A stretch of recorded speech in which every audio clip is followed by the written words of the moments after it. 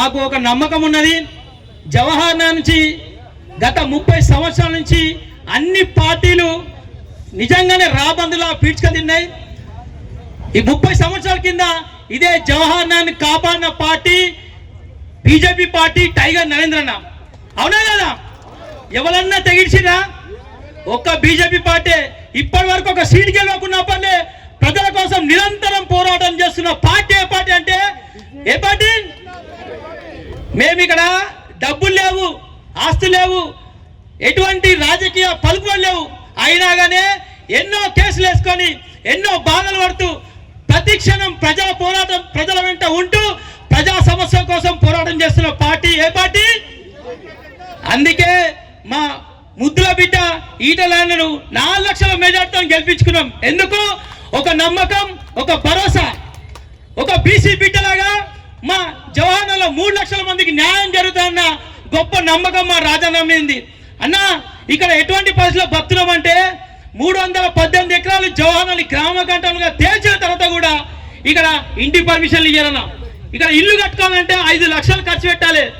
RI కాడ నుంచి start చేస్తే పై లెవెల్ దాకా డబ్బులు ఇవ్వాలన్నా. అయినా అది ఉంటుందా ఊడుతుందా తెలియదు. నీటి కనెక్షన్, నల్ల కనెక్షన్ తీసుకోవాలంటే 10 నుంచి 15 వేలు ఇవ్వాలన్నా.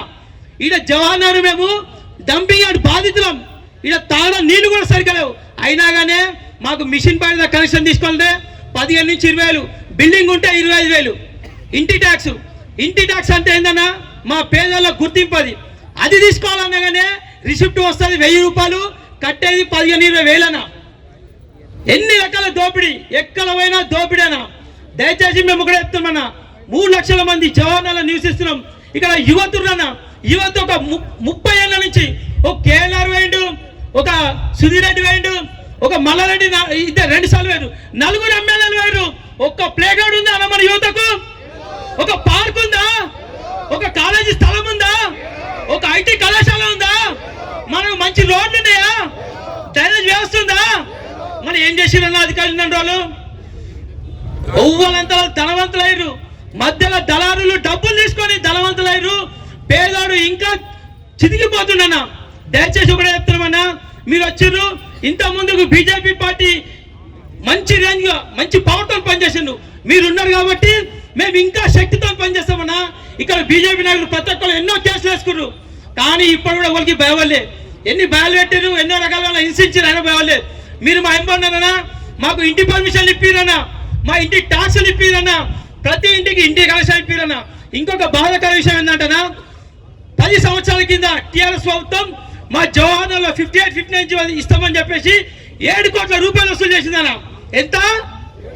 7 కోట్ల రూపాయలు టీఆర్ఎస్ ప్రభుత్వం మా జవహర్ పేదలతో వసూలు చేసి 10 సంవత్సరాల నుంచి 58-59 మాకు వర్తిస్తలేదు. ఆ డబ్బులు కూడా అధికార ప్రభుత్వం పెట్టుకుందన్న. కాబట్టి మా జవహర్లో 58-59 నర్తించాలి. మా ప్రతి ఒక్క పేదల్ని రీసెంట్ కావాలి.